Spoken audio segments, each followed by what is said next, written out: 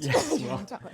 no, I mean, like, well, I mean, if you want to look at religious books, then we're talking about like the idea of idolatry is, well, is blasphemy, anyways, right? So, I mean, we can go straight to there and start that as an entry point.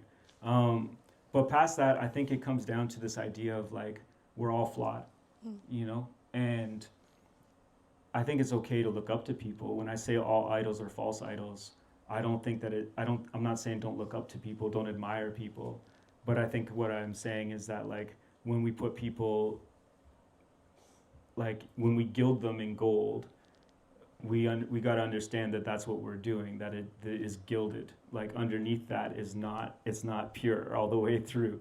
And you might have a pure heart, pure intentions, but you have, you know, we all have scars and blemishes, and we're all fallible, you know. I think that's the concept of all idols are false idols. When we talked back in the day about like remix, and they'd be like, you know, some of our funders or people would be like, how did you, like, why do you think it's successful? And I was like, well, there's a bunch of reasons. Part of it is like creatives just needed to meet other creatives who needed to meet other creatives, and then people build laterally. I was like, but outside of like the space and this idea of community growing and this support network, I think the leaders are flawed role models.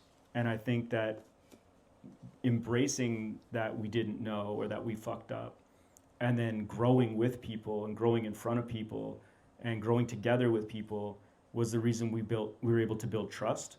And then through building that trust, we were able to then find things out together and then find success.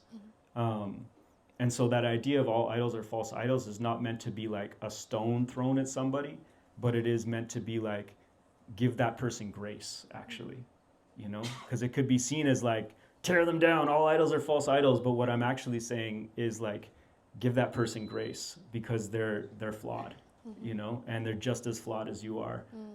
They just might have accomplished something or done something very excellent, you know?